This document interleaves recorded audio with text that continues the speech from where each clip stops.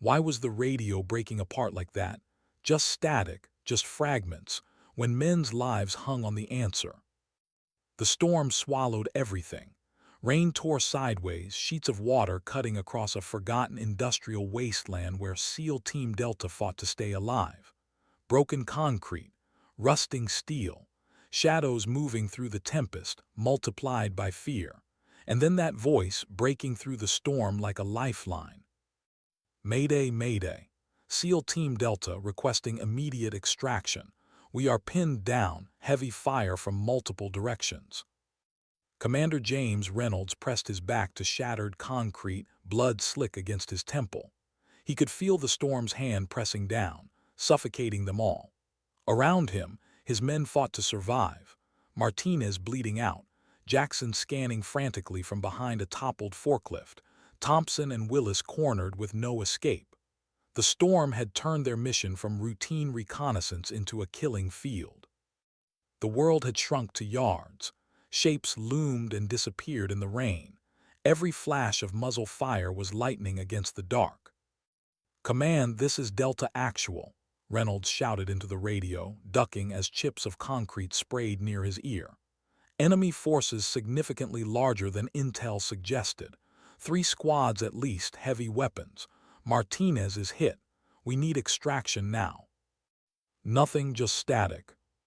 The storm had choked their only connection to command. They were cut off. "Sir," Jackson's voice cut through the thunder. "RPG team at your 2 o'clock. Reynolds whipped his head toward the threat. 3 figures, shapes in the rain, setting up a rocket-propelled grenade aimed at the shipping container where 2 of his wounded were trapped. He braced himself for the end. But then, a single crack split the hurricane, sharp, precise. Reynolds flinched, half expecting the RPG to detonate, half expecting to feel fire tear through him. Instead, through the distortion of his binoculars, he saw the operator drop, one neat hole through the forehead. "What the hell?" Reynolds whispered. Another shot, another man fell, then another. Jackson's voice trembled with confusion and hope. "Who's shooting?" Through the chaos, Reynolds scanned the storm-lashed horizon. Nothing but wind, water, and the dark outlines of factories long abandoned. No silhouette, no position. Nothing human could shoot like that. Not in this storm, not at that range. And yet someone was. Someone who wasn't supposed to exist anymore. 3 hours earlier, the storm had still been gathering. At a coastal base in North Carolina, Staff Sergeant Emily Morgan wiped condensation from her window, staring at the bruise-colored sky. 32 years old, hair tied back in the regulation bun, uniform crisp. On the surface, she was invisible, just another logistics sergeant who signed off ammo requests and managed spreadsheets. That's all most people saw. "Sergeant Morgan." Private Jenkins appeared in the doorway, young, nervous, eyes flicking everywhere but her face. "Range control needs another case of 5.56, a 3rd shelf." Emily didn't look up from her ledger. "2nd row, sign here." But his gaze drifted anyway, toward the corner where a long black case lay partly hidden. "Is that what I think it is?" Emily's eyes followed his. The Barrett M82A1, a .50 caliber rifle meant for distances beyond what most soldiers could imagine. "Personal equipment," she said simply. "You shoot." For the briefest moment, a ghost of a smile tugged at her lips. Sometimes. She didn't tell him the truth. She never did. 3 years ago, she hadn't been Emily Morgan, anonymous supply sergeant. She'd been Phantom, the deadliest sniper in the Marine Corps. A shadow whispered about in circles where names were never spoken aloud. A sniper who made impossible shots seem routine. But the legend had ended on a mountainside in Afghanistan. The flashbacks came whenever she let her guard slip.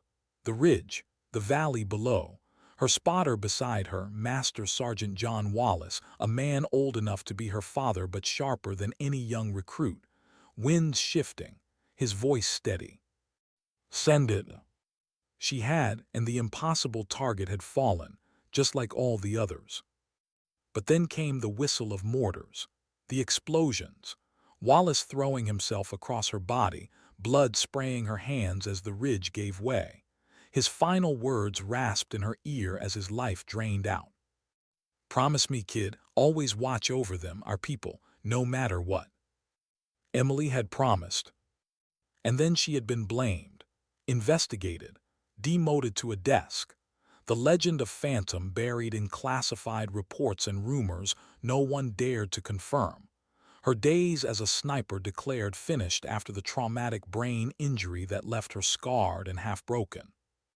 But she kept Wallace's rifle, his notebook, his dog tags, and in the quiet hours before dawn at a forgotten range on the far side of the base she still practiced, alone, in secret.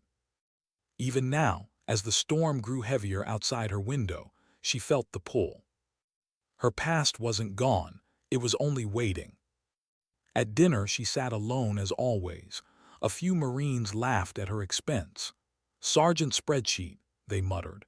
"Better protect those supply manifests before they get wet." She ignored them, let them think what they wanted.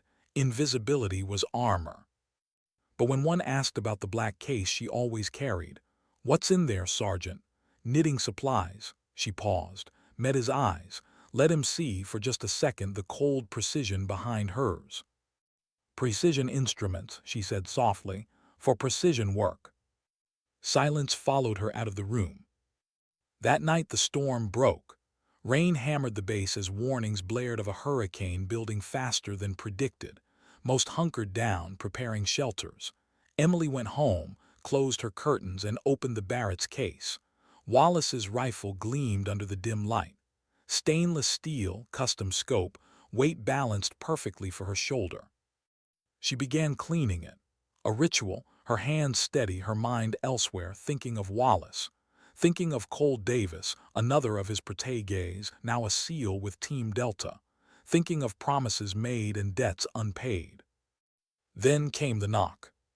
Captain Luke Harrington, the base medical officer, rain dripping from his poncho.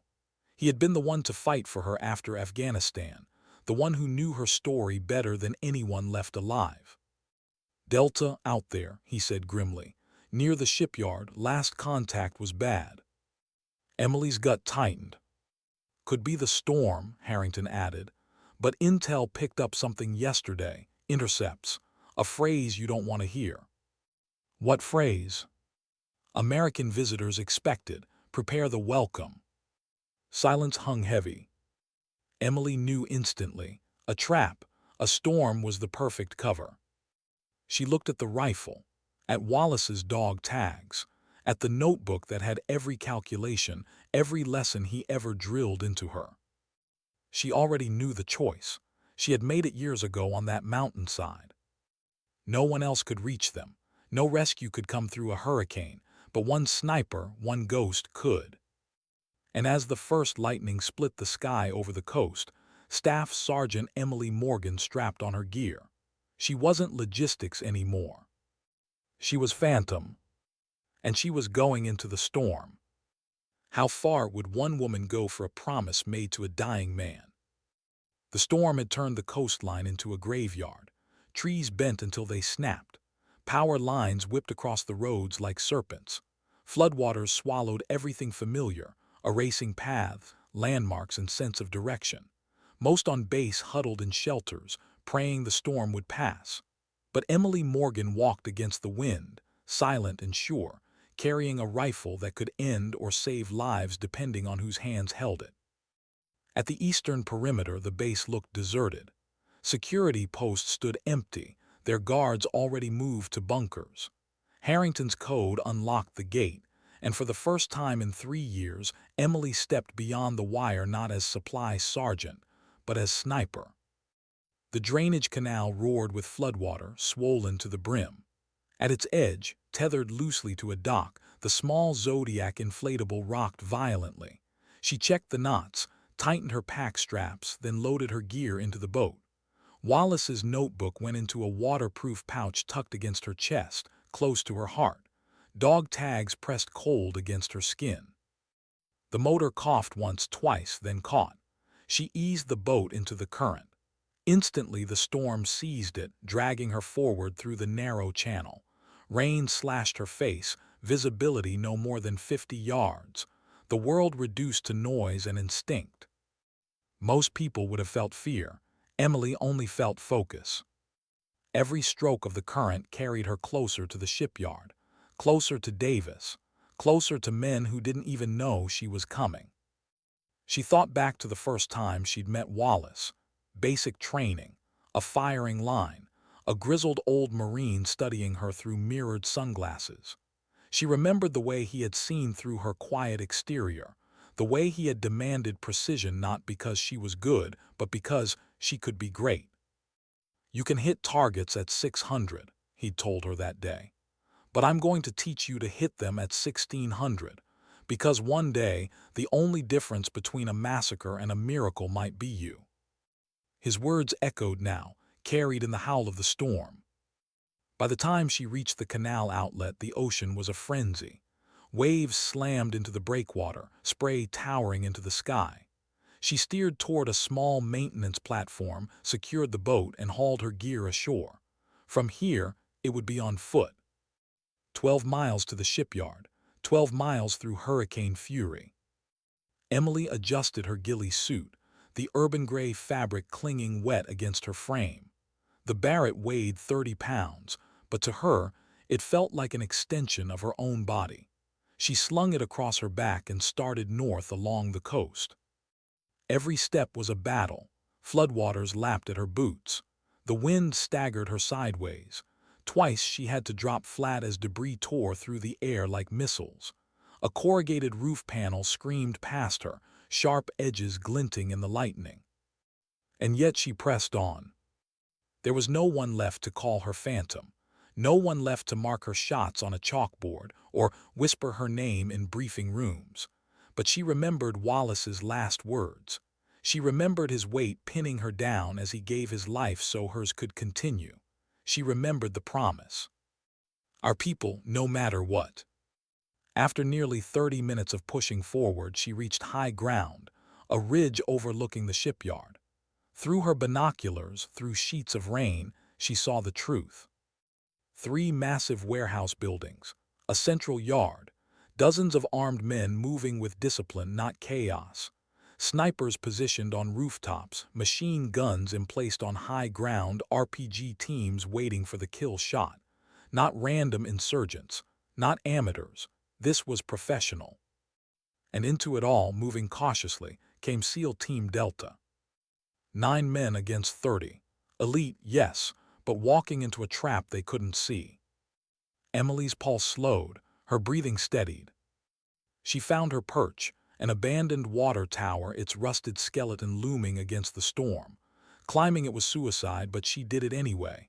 Each rung slick, each gust threatening to tear her free. At the top, a maintenance platform, a narrow strip of metal and wind. She anchored herself, spread Wallace's notebook on the deck, and studied the storm. The wind wasn't random. Chaotic, yes, but there was rhythm in it. Swells, lulls, currents bending around the warehouses like invisible rivers. Most would see noise, she saw patterns. Through her scope she found the first target, an RPG gunner stepping into position, launcher on his shoulder. Distance, 750 meters.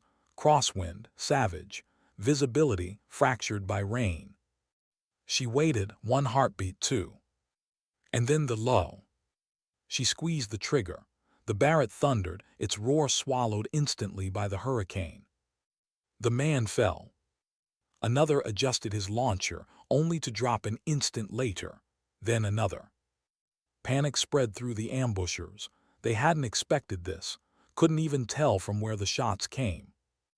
On the ground, Reynolds' men reacted instantly, dragging Martinez to cover, scanning for the unseen savior.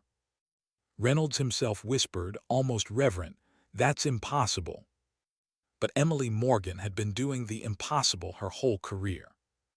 She shifted, tracked a sniper on the eastern warehouse roof. The man steadied his aim toward Davis. She felt the storm tugging, fighting her barrel, but she saw the rhythm beneath it. She pressed the trigger at the exact moment of calm. The man's body crumpled into the rain. Below, Davis froze mid-step, glancing at the falling figure, then toward the horizon as though his instincts recognized a ghost in the storm. The SEALs tightened formation, moved faster, using her cover to push deeper into the yard. Each time an enemy prepared a heavy weapon, Emily's shot was there. Each time an RPG team lifted a tube, they fell before they could fire. Her shots weren't luck. They weren't chance. They were calculation, patience, and something else, something no manual could teach. A promise lived out through steel and storm. And yet, even as she fired, she knew her perch wouldn't last. The water tower groaned under hurricane force. Bolts popped.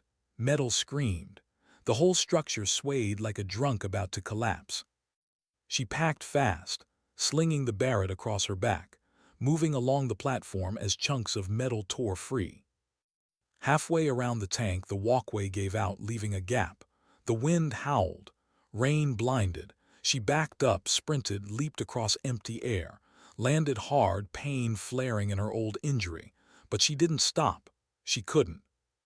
She found another ladder, descended to a lower platform, re-established her firing position. From here, she saw a new threat, 3 fighters moving to flank the SEALs. Range 765 meters, wind 70 miles an hour. She fired 3 times, 3 fell. The SEALs never even knew how close death had come. But Emily knew. And as she chambered another round, she realized something else, something far more dangerous. The enemy wasn't random, wasn't disorganized. Through her scope, she caught sight of a man inside the warehouse.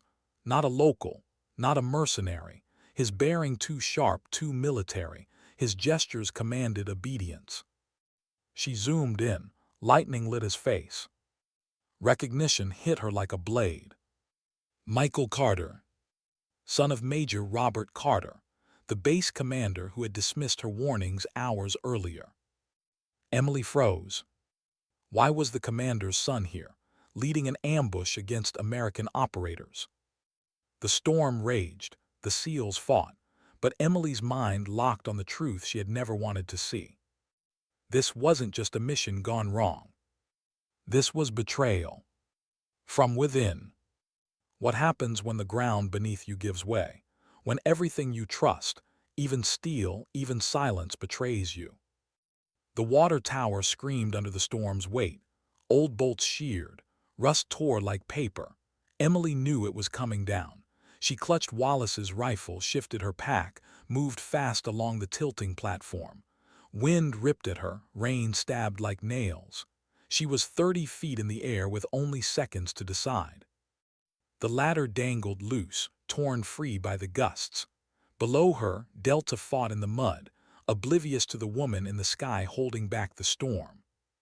Another groan, a shudder, the platform pitched. Emily ran. A gap tore open in the walkway, 4 feet of empty air between her and survival. She sprinted, leapt. Her boots slammed metal. Pain ripped through her ankle. She gritted her teeth, crawled onto the far platform. She didn't stop, she couldn't. The tower lurched again, throwing her sideways. She caught a rung, swung herself onto a lower brace, and clung as the whole structure began to collapse.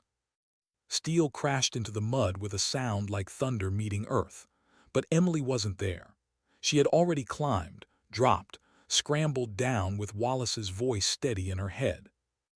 Move like water, kid, always flowing, always finding the path. She hit the ground rolling, mud slick across her uniform, lungs burning. Her body ached, but the Barrett was safe. That was all that mattered. She wiped rain from her eyes and looked toward the fight. The SEALs were pinned again. Gunfire flashed from the warehouse windows. Their commander, Reynolds, signaled through the chaos. Martinez was still bleeding, still alive, but time was running thin.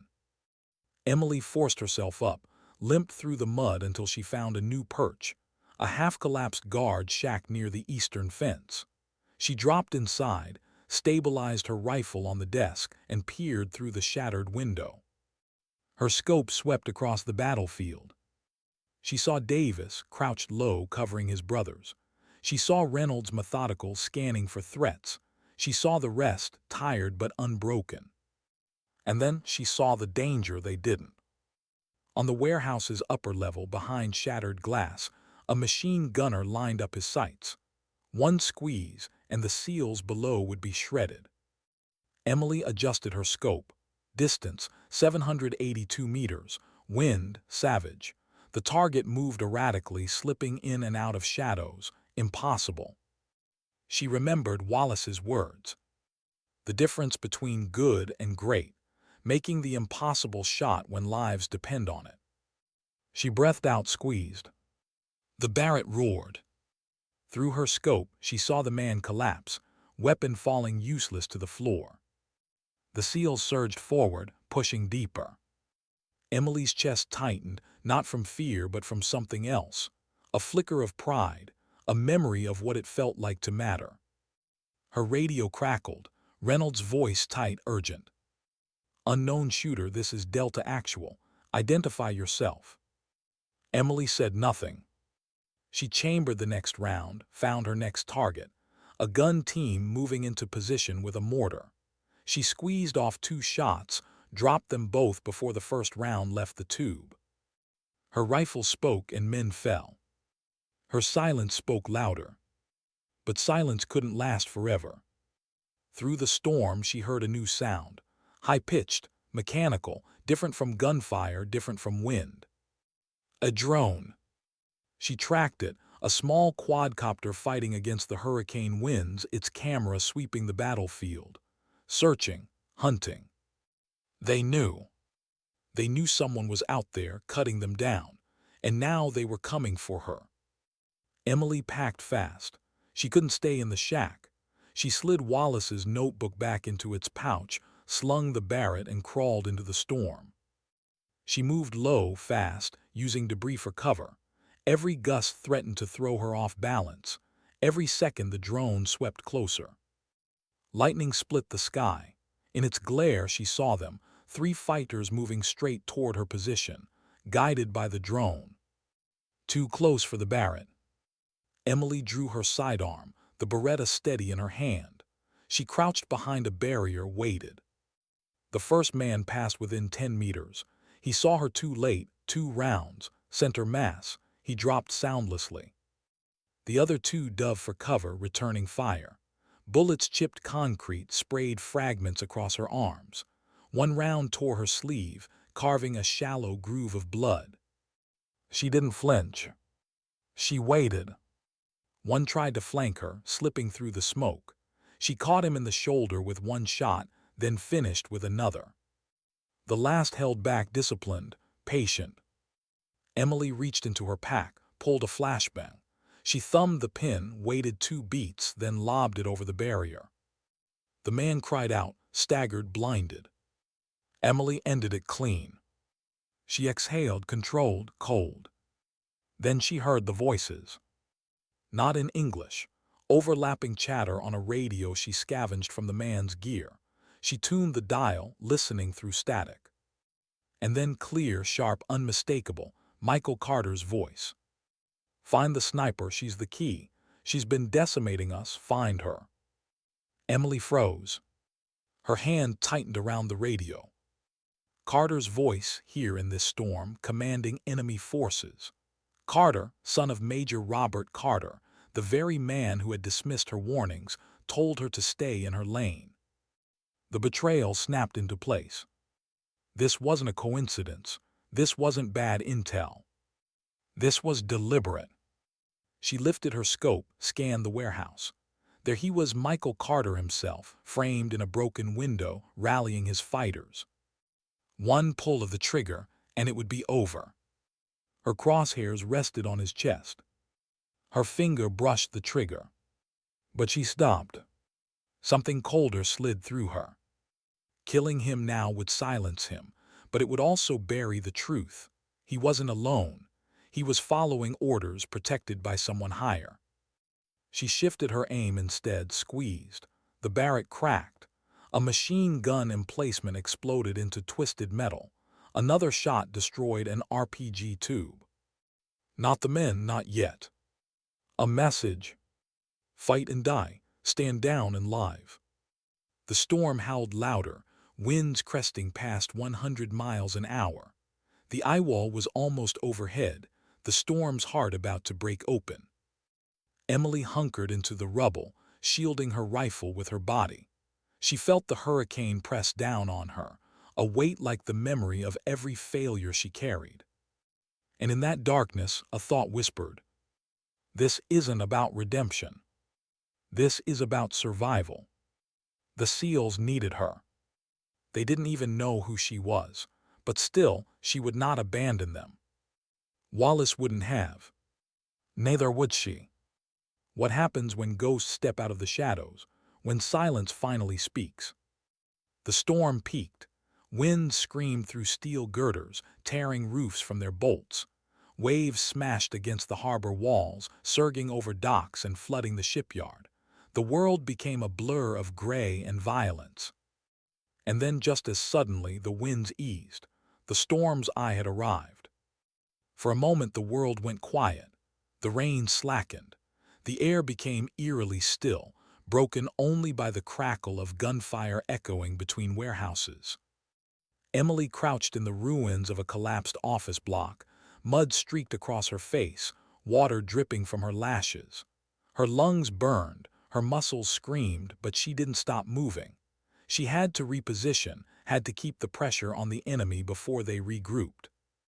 Her scope swept the yard again. She saw them, Delta, huddled behind a forklift, Martinez pale and gasping, Reynolds signaling orders with sharp, deliberate gestures. They were running out of time, running out of blood. She adjusted her aim toward the far side of the yard, where a group of enemy fighters crept forward through the floodwater, rifles raised. She marked the leader, breathed out, fired. The man collapsed, water swallowing him. The rest froze, confused, panicked. Another shot, another body. They broke, scattering like shadows under a sudden light. But the quiet didn't last. Her radio crackled again, Carter's voice sharp, commanding. "She's close, tighten the net. We end her first, then the Americans." Emily's stomach tightened. They were hunting her now, not the SEALs. They understood what she was doing, turning the tide from unseen distance. Without her, Delta would drown in this storm. Her options were shrinking. She could keep shooting, keep buying seconds, but not hours. And then she made the choice Wallace would have hated and loved all at once. She broke cover. Sliding the Barrett back into its case, she pulled the strap tight across her shoulders and began moving toward Delta's position. The rifle wasn't just a weapon now. It was her passport to them, the only proof she wasn't another ghost conjured by the storm. She sprinted across the open yard, mud sucking at her boots. Bullets snapped past her, enemy fighters catching sight of her figure against the floodwater. She dove behind a stack of steel pipes, rolled, came up firing her Beretta. One went down, another ducked for cover. She moved again. Crawl, sprint, dive. The way Wallace had drilled into her until it was muscle memory. And then she was there, slamming into cover beside Reynolds, mud-splattered, rain-soaked, rifle case strapped across her back. The SEALs turned, weapons raised in an instant. "Hold," Reynolds barked. His eyes flicked over her uniform, the insignia half hidden under grime. Confusion and disbelief warred across his face. "Who the hell are you?" Emily's chest heaved. She met his stare, steady despite the chaos. "Friend," she said simply. Davis's head whipped around at the sound of her voice. His eyes widened. Recognition flickered. "Sergeant Morgan." Emily's throat tightened. She hadn't expected him to know her, not here, not now. But of course he did. Wallace's other student. The kid who'd always called her big sister during training. "You're supposed to be," he started, but she cut him off with a sharp shake of her head. "No time." Gunfire rattled closer, cutting off the conversation. Reynolds scanned her, suspicion still hard in his gaze. "You're the shooter." Emily unslung the Barrett, laid it across the mud between them. "You've been hearing me all night." For a moment silence stretched between them, filled only by distant thunder. Then Reynolds gave a single nod. Not trust, acceptance. "Fine, you're with us now. Martinez is bleeding out. Extraction bird can't reach us until this storm breaks. We need a way to hold until then." Emily's mind raced. Her eyes swept the yard, the warehouses, the rising floodwater. She saw the patterns, the flows of enemy movement, the blind spots, the angles. Her sniper's mind turned chaos into map. "They're funneling you," she said, "pushing you toward the south warehouse. Kill box waiting inside. If you go, you die." Reynolds narrowed his eyes. "And you know this how?" She hesitated, her voice lowered. "Because the man leading them isn't just some mercenary. It's Michael Carter, your commander's son." The words hung heavy. Davis swore under his breath. Reynolds' face went pale, then hard. "You'd better be sure." "I am," Emily said. "I had him in my scope. Could have ended him, but he's not alone. There's more behind this." Reynolds cursed again, frustration bleeding through his discipline. Betrayal in the middle of a mission. The worst kind. Before he could answer, Martinez groaned, blood bubbling at his lips. Time was bleeding out as fast as his life. Emily knelt beside him, her hands steady despite the storm. She pressed gauze into the wound, her voice low, calming. "Stay with me, Marine. You're not done yet." Martinez blinked at her, confused. "Who are you?" She gave the smallest smile, though her heart ached. "No one, just someone who promised." Reynolds caught the words, studied her face, but he said nothing. Gunfire erupted again, closer this time. Shadows moving along the northern wall. Emily snapped her scope up, braced the Barrett against her shoulder. One shot, another. Two shadows dropped into the floodwater. She didn't look at Reynolds, didn't ask permission. She just worked, calm, precise, ruthless. And slowly, impossibly, the SEALs began to realize what was happening. The storm still raged, the enemy still pressed, but they weren't alone anymore. They had a ghost on their side. For 30 minutes they held together, Emily anchoring their line with impossible shots, Reynolds directing movements, Davis moving like fire through the rain. Every man fed off the rhythm she set, every second bought by her trigger. But the truth still weighed heavy. When a lull came, Reynolds leaned toward her, voice low. "Why are you here, Morgan? Really?" Her throat tightened. She thought of Wallace, of promises, of failures she could never erase. "I owed a man," she said finally, "and I pay my debts." Reynolds studied her for a long beat, then he nodded once, not approval, understanding. But even understanding couldn't stop what came next. Through her scope, Emily caught sight of movement in the southern warehouse. Not fighters, not patrols. A convoy, trucks, heavy weapons being unloaded, enough firepower to erase them all in one sweep. Her chest went cold. "They're preparing something big," she said. "We won't survive another push." Reynolds' jaw clenched. "Options." She hesitated, then spoke the truth. "Only one. We take the fight inside before they bring that hardware online." Davis looked at her sharply. "Inside suicide." Emily's gaze didn't waver, so is waiting. Reynolds waited, looked at his men, looked at Martinez, pale and slipping. Finally he gave the nod. "Inside it is." The SEALs gathered, their movements weary but determined. Emily checked her rifle, her pistol, her pack. She wasn't supposed to be here. She wasn't supposed to exist. But here she was, about to walk into hell with them. For Wallace, for her promise, for every ghost who never came home. The storm's eye began to pass. Wind picked up again, rain returning in sheets. The brief calm was ending. And as the SEALs moved toward the warehouse, Emily whispered a truth only she could hear. "This isn't redemption, it's duty." And she followed them into the dark. What do you do when the walls close in? When the storm outside feels safer than the darkness you're about to step into? The warehouse loomed ahead like a sleeping giant, its corrugated sides shuddering in the gale. Every gust rattled loose panels, every flash of lightning painted its windows in brief silver. Emily had seen kill boxes before, but this one reeked of something worse: calculation. Reynolds signaled the team forward. 7 men now, dragging Martinez between them, their boots sloshing in floodwater. Emily fell in beside Davis, the Barrett slung across her back, Beretta drawn. Long-range precision wouldn't save them here. "Stay close," Reynolds whispered. "Tight formation, watch the corners." They crossed the threshold. The storm's howl dimmed, replaced by dripping water, creaking beams, and the faint hum of generators. The air smelled of oil and rust, but beneath it lingered something sharper: gunpowder, sweat, fear. Inside, shadows ruled. Stacks of shipping containers created narrow corridors. Floodlights cast uneven pools of light, leaving pockets of darkness where anything could wait. Emily's eyes adjusted quickly.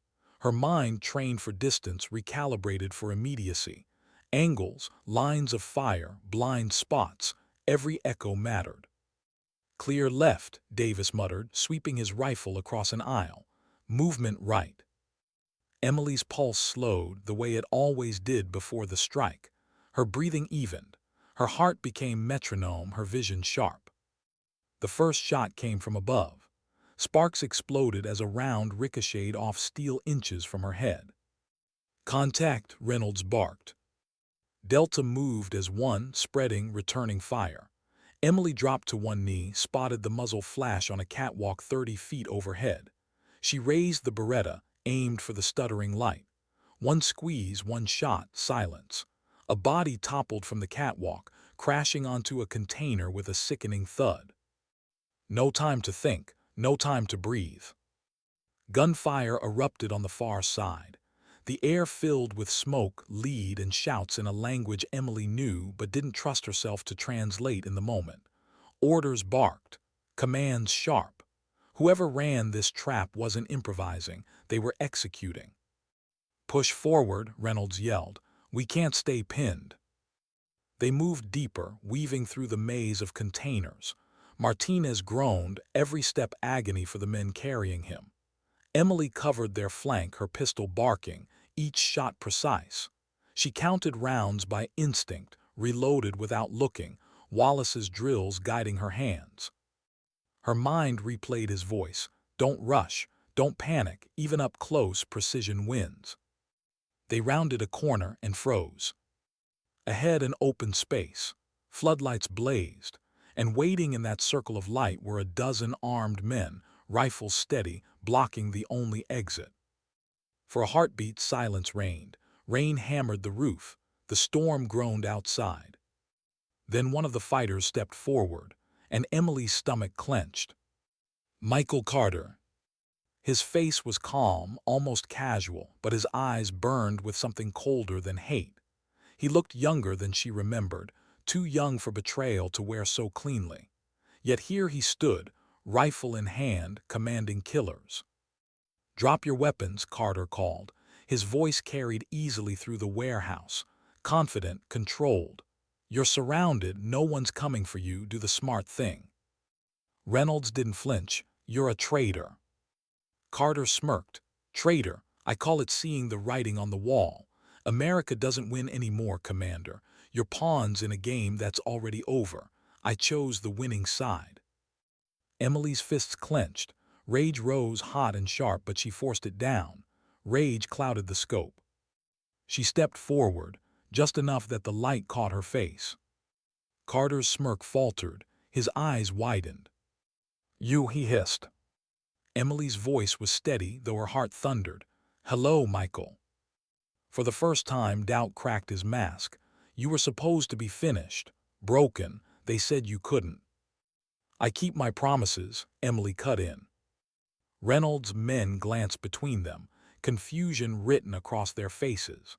The silence stretched until even the storm seemed to hold its breath. Then Carter snapped back to control. He raised his rifle. Kill them all. Gunfire erupted. Chaos consumed the warehouse.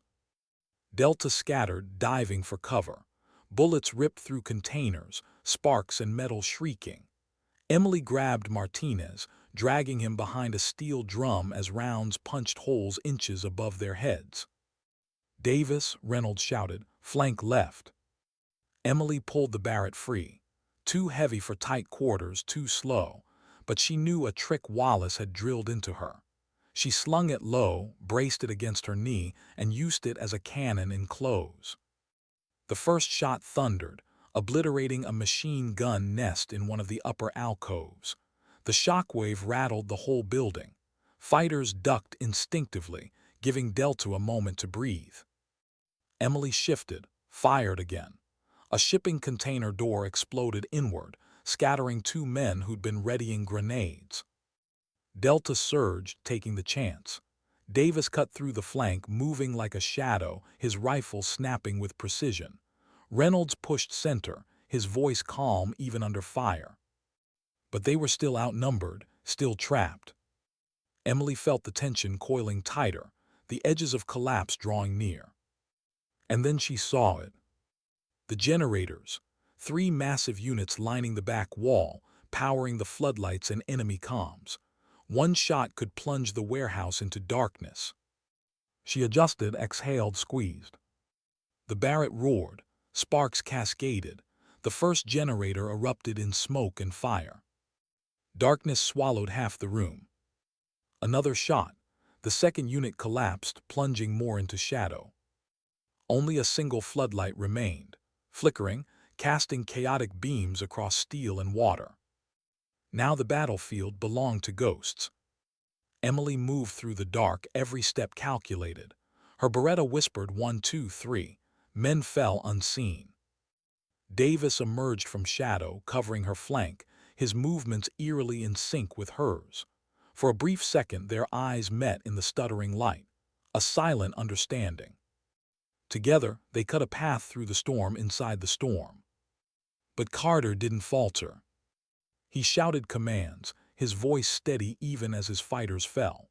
And when the last floodlight died with a thunderous crack, his silhouette remained, a dark figure at the center of the chaos, rifle raised, hunting. Emily tracked him through the dark, her heart a steady drum. She had him in her sights. One pull and it would be over. But she hesitated again. Not because of doubt, because of truth. Killing him now wouldn't stop the rot that had led him here. It would silence the proof. Her finger hovered over the trigger. And then she whispered to herself, barely audible, not yet. Instead, she fired at his flank, cutting down the men closest to him, driving him back. Reynolds' voice boomed through the dark, push, keep pushing. Delta surged, breaking through the ring of fighters. Emily covered their retreat, every shot buying seconds, every heartbeat a calculation. At last they reached the far doors, bursting out into the storm again. Rain lashed their faces, wind howled, but they were alive. Carter's voice echoed behind them, furious, unbroken. She's mine, find her. Emily didn't look back. She followed Delta into the hurricane, her body shaking, her heart heavy. The storm had swallowed them again, but the truth remained. The enemy wasn't just outside, it was within. And sooner or later, silence would no longer be enough. What happens when the storm outside begins to mirror the one inside your chest? The warehouse doors slammed shut behind them as Delta staggered into the open yard, rain lashing their faces, wind howling at near hurricane force again. Floodwaters surged around their boots, rising faster now, swallowing the last of the asphalt. Every breath burned with cold, every step a fight against currents trying to drag them under. Emily stumbled with the rest, Martinez's weight heavy on her shoulder. His uniform was soaked in blood and rain, his breath shallow, wet. She pressed her hand hard against the wound, felt the heat of his life slipping through her fingers. "Stay with me, Marine," she whispered, voice sharp against the roar. "Don't you dare quit now." Martinez's eyes flickered, glassy. He mouthed something she couldn't hear. She didn't need to. She'd seen that look before, Wallace's look. A man balancing on the edge. Reynolds led them through the yard, every sense sharpened, scanning for threats. "Keep moving," he barked, his voice barely carrying above the storm. "They'll regroup." Emily knew he was right. Carter wouldn't give up. Not after seeing her. Not after their eyes had locked through the storm. He wanted her silenced. He needed it. The flood pulled at her legs, nearly toppling her as they crossed a collapsed fence. Davis grabbed her arm, steadying her without a word. His face was streaked with rain and mud, but his eyes held something steady, something she hadn't expected. Trust. "Over there," he shouted, pointing to a low-maintenance building half submerged at the far end of the yard. "Cover." They stumbled inside, slamming the door behind them. Darkness wrapped them. Only the storm's muffled roar pressed through the walls. Reynolds dropped beside Martinez, ripping open his med kit, hands moving fast but grim. Emily knelt opposite him, pressing down on the wound as blood seeped between her fingers. "Artery nicked," Reynolds muttered. "We need a bird now." Davis tried his radio. Static. Nothing. The storm still swallowed every frequency. Martinez coughed, blood staining his lips. His eyes fluttered open, locking on Emily's. For a moment, clarity broke through the haze. "Who are you?" he rasped. Emily hesitated. She wanted to lie to stay invisible, but something inside broke. "Phantom," she said softly. Reynolds' head snapped up, eyes narrowing. The name meant something even to him. Martinez gave the faintest smile, before slipping back into unconsciousness. Reynolds' voice was sharp, demanding. "Phantom's a ghost story. A sniper they buried 3 years ago. You're telling me that's you?" Emily met his gaze. "I was, until tonight." The room went still. Even Davis, who'd guessed before, looked at her differently now. Not just as a comrade in the storm, but as something else. Reynolds studied her, weighing truth against survival. Finally, he exhaled. "Then you already know what this means." Emily nodded. "If Carter saw me, word, already moving. They won't stop until they bury us all. Him, his handlers, whoever's pulling the strings." Davis leaned forward. "So we expose him, we get proof, end this." Emily wanted to believe it, but she'd lived the silence too long. Proof didn't always matter. Sometimes the world looked away. She remembered Wallace's blood on her hands, the way command had washed their hands of her after. A scapegoat was easier than the truth. Her throat tightened. Proof doesn't save lives, actions do. Reynolds' gaze hardened. Actions without proof become whispers. Whispers fade. If what you're saying is true, this goes deeper than one mission. Emily didn't answer, because part of her feared he was right. Before more could be said, the building shuddered. A dull boom echoed through the storm. Then another, mortars. They dove flat as the roof shook, dust and rust raining down. Outside, explosions tore craters in the yard, water geysering into the air. The enemy wasn't just hunting, they were hurting. "They're walking the rounds toward us," Davis said grimly. Reynolds checked Martinez, his expression dark. "We can't move him far, but we can't stay here either." Emily looked around the small room. Rusted lockers, a broken workbench, floodwater seeping under the door. Her mind raced, calculating angles, distances, chances. "There's a sub-basement," she said suddenly, remembering blueprints Wallace had once forced her to study. "Drainage tunnels under the yard. If they're not collapsed, they lead to the dry docks. Cover, concealment, maybe even a way out." Reynolds didn't question how she knew, he just nodded. "Find it."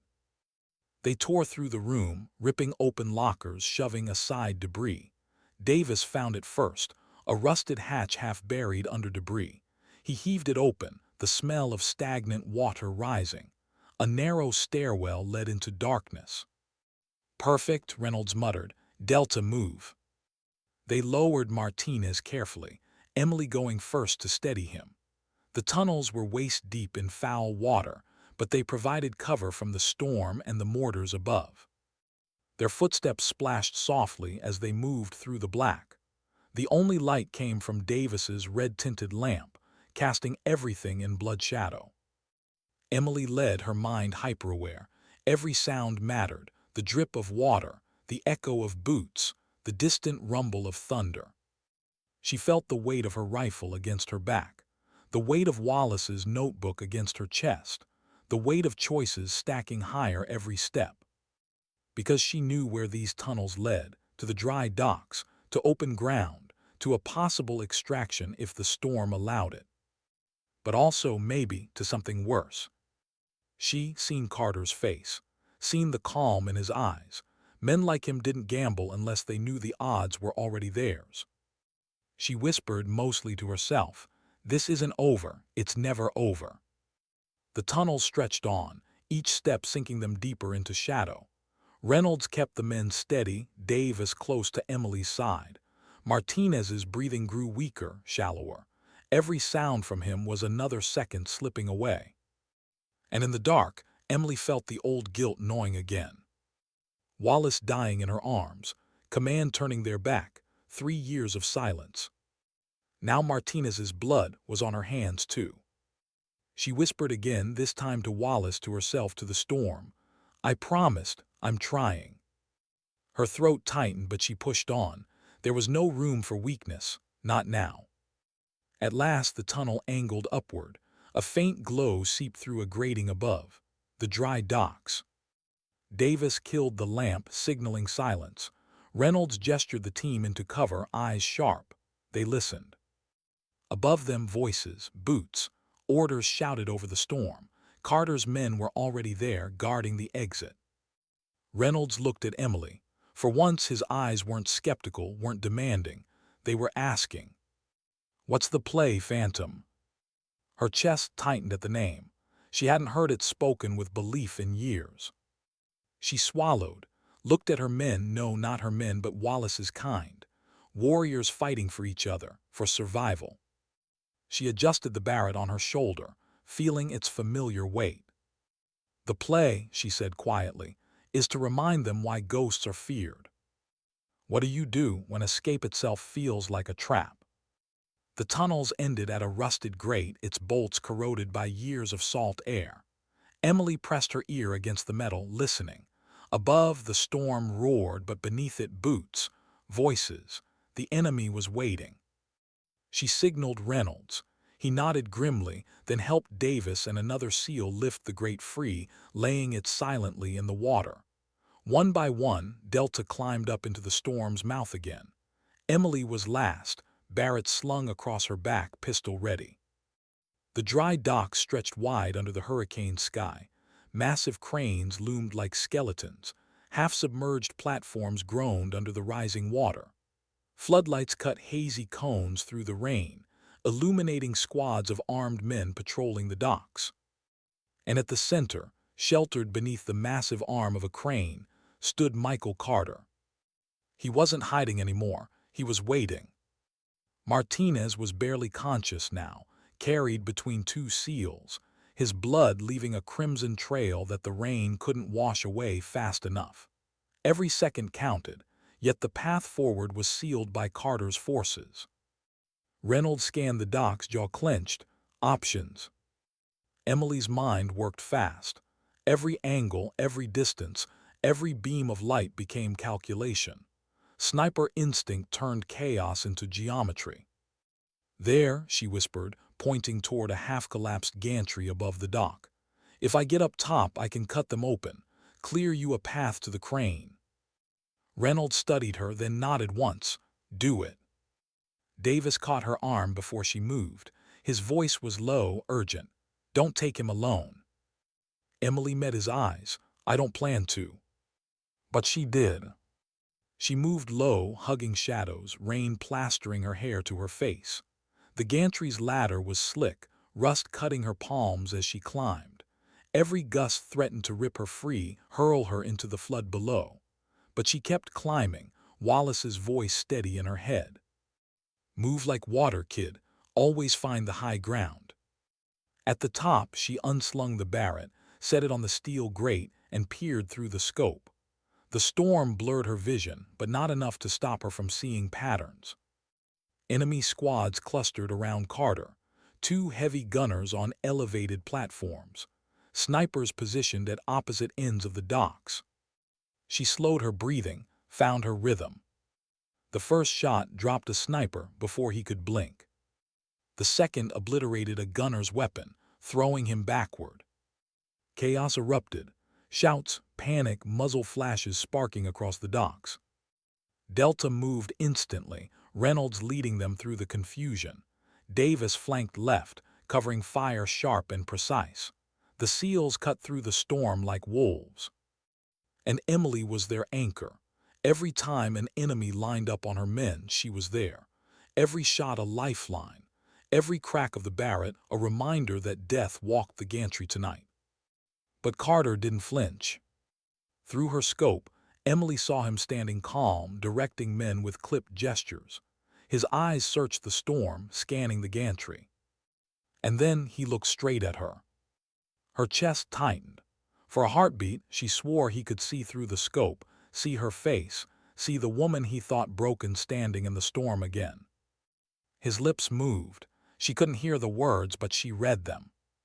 "You should have stayed buried." Gunfire shredded the beam near her head. Emily rolled aside, grabbing her rifle. Enemy fighters had spotted her perch, rounds chewing steel, sparks spraying. She ducked, returned fire, dropping two before they could flank her. But more came, climbing ladders, storming the gantry. She had seconds, maybe less. "Delta, move," she shouted into the storm, though her voice was swallowed by the wind. "Don't stop." Below, Reynolds and his men surged forward, dragging Martinez with them. Davis broke toward the crane, his rifle barking, cutting down anyone in reach. Emily turned back to her scope, lined up another shot. She had Carter in her crosshairs now, clear as lightning.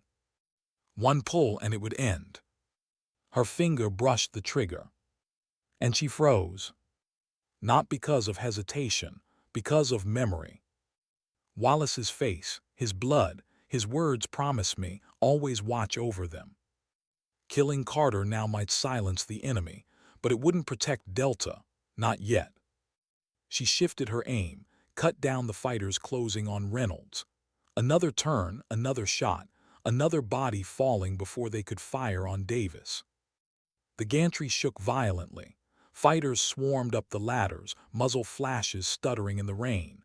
Bullets pinged against steel, fragments slicing her cheek. She slammed another round into the Barrett, fired point-blank into the ladder. Two men fell screaming into the flood.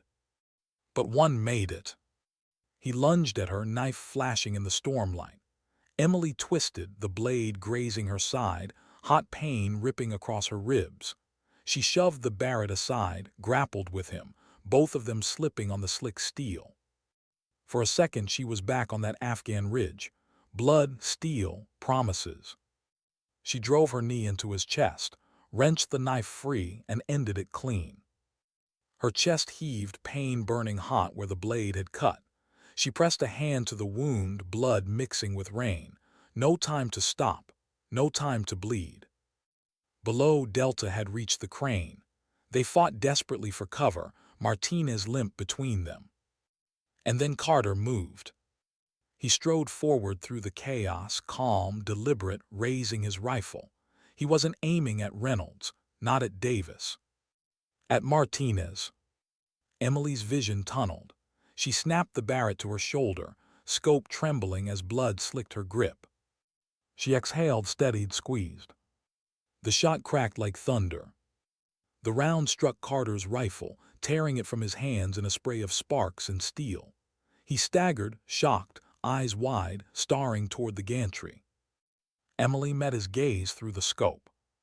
For the first time his mask cracked. Not anger, not hate, fear. She chambered another round, but before she could fire, the gantry shuddered violently. Explosions tore through its supports, enemy RPGs, aimed high. The steel beneath her feet groaned, tilted. She scrambled, grabbing Wallace's notebook, slinging the Barrett, sprinting across the collapsing platform. Beams twisted, metal screamed, the whole structure folding into the flood below. She leapt, arms straining, catching a dangling cable. Her body slammed against steel, ribs flaring in agony. She held on, dangling above chaos, rain stinging her face. Below, Carter shouted orders, retreating with his men into the storm. Not defeated. Not yet. Delta pulled Martinez onto the crane platform, Reynolds barking for cover, Davis scanning desperately for her. Emily gritted her teeth, hauled herself hand over hand along the cable until she dropped hard onto the dock beside them. Davis grabbed her arm, relief flashing across his face. "You're insane." She winced, blood soaking her side. "So they tell me." Reynolds didn't waste words. "We've bought time, not much, extraction's still out, and Carter's regrouping." Emily nodded, chest heaving. She looked back toward the storm, where shadows moved in endless waves. This wasn't over. The storm hadn't finished with them. Neither had Carter. What do you hold on to when the storm takes everything else away? The crane shuddered under the hurricane's fury, waves smashing against its supports, steel groaning like a dying beast. Delta huddled in the shadows of its arm, Martinez barely breathing, Reynolds packing, Davis scanning the storm with eyes that had stopped blinking. Emily sat against a steel beam, her hand pressed against the knife wound at her ribs, blood seeping warm beneath the cold rain. Every breath hurt. Every heartbeat reminded her how close the end was. But she kept her grip on Wallace's notebook, the Barrett resting across her knees like an old friend. "Bird's still grounded," Reynolds muttered, radio crackling with static. "Pilot says winds are suicide. Best case, 20 minutes before the window opens." 20 minutes, Davis echoed, shaking his head. "We don't have 20 seconds." As if summoned by the words, muzzle flashes flickered in the storm. Carter's men regrouped, shadows moving through rain and floodwater, circling tighter, rifles raised. They weren't rushing this time. They were patient, predators closing in. Reynolds crouched beside Emily. His face was hard, rain carving lines into the mud streaked across his skin. "You still got fight left, Phantom." She met his eyes, no bravado, no mask, just truth. "Enough." He nodded, that was all. Delta tightened formation. Davis steadied beside her, his rifle aimed outward. Martinez groaned, whispering words no one could hear. The storm pressed down, demanding surrender. Emily adjusted her scope, scanning the shifting shapes. She found Carter among them, cloak of rain clinging to his frame, face set in grim determination. He wasn't shouting now. He didn't need to. His presence alone drove them forward. And for a flicker of a second, Emily almost saw the boy he must have been, son of a commander, raised in the shadow of power, convinced he could never be ordinary. A boy who'd chosen betrayal over anonymity. Her jaw tightened. Wallace's voice echoed in her memory, "Promise me, always watch over them." She breathed out, steadied her rifle, and fired. The first man fell into the flood. The second collapsed in the mud. Delta responded instantly, their line tightening, their fire precise. Every second, every heartbeat they held. But the tide was against them. Explosions rocked the dock, RPGs slamming into steel. Shrapnel rained down. Davis cursed, dragging Martinez deeper into cover as water surged over the platform. Emily wiped blood from her eye, chambered another round, fired again. Her vision blurred, her body screaming, but she refused to let go. Reynolds' voice cut through the chaos. "We can't hold this." And then hope. A distant roar, faint but growing. The thump of rotors fighting the storm, the extraction bird. Delta's head snapped upward, disbelief flashing across tired faces. The radio crackled static, then a voice. "This is Ghost Rider, visual on flares only, 30 seconds to extract, pop smoke." Davis fumbled for his pack, yanked free a flare, struck it alive.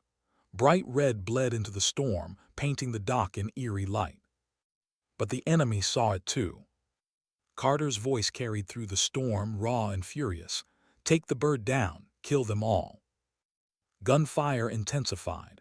Tracers ripped the air.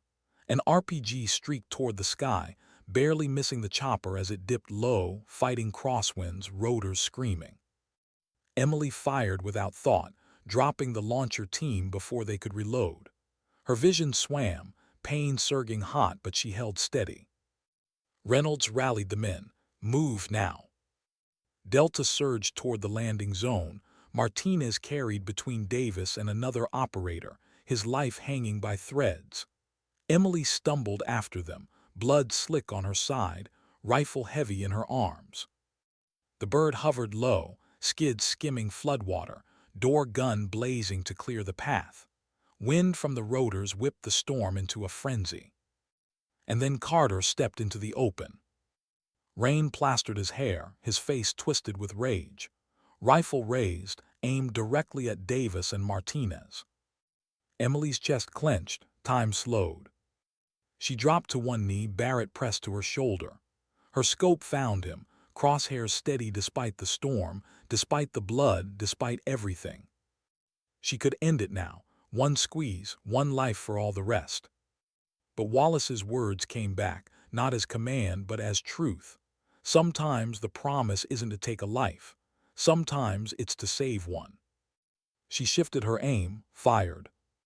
The round tore into the steel beside Carter, shattering it in a spray of sparks. He flinched, staggered, his shot going wide. Davis and Martinez made it onto the bird. Reynolds too. The others piled in, shouting, covering, pulling Emily toward safety. But she hesitated. Her scope still locked on Carter. Their eyes met across the storm one last time. He didn't look afraid now, he looked defiant, as if to say this isn't over. She lowered the rifle. It wasn't mercy, it was message. She turned, sprinted for the bird, Davis leaning out, hand outstretched. She grabbed it, felt his grip haul her inside as the helicopter lifted, skids breaking from the flood. Gunfire chased them into the sky, tracers stitching the storm. But the bird climbed, rotors carving through wind, carrying them higher, farther away. Below, the docks vanished into sheets of rain. Carter's figure shrank, swallowed by the storm. Inside the bird, silence reigned. Martinez lay on the deck, medics working frantically. Davis slumped beside him, mud and blood streaked across his face. Reynolds sat opposite Emily, eyes locked on her. "You should be dead," he said quietly. "Not accusation, not disbelief, just fact." Emily met his gaze. "So should all of us." The bird shuddered, fighting turbulence. The storm began to thin, faint streaks of dawn bleeding through the clouds. For the first time all night, Emily let herself breathe. She looked down at Wallace's notebook in her lap, its pages soaked, ink running. But the words were still there. His lessons, his voice, his promise. She touched the dog tags at her neck, whispered into the roar of the rotors. I kept it, old man." No one heard, no one needed to. Because promises weren't about recognition. They were about weight, about carrying them, even when the world tried to tear them away. The storm passed, the horizon opened, and for the first time in years, Emily Morgan, phantom, let the silence inside her speak. Not in words. In actions. Sometimes dignity doesn't speak. It simply acts.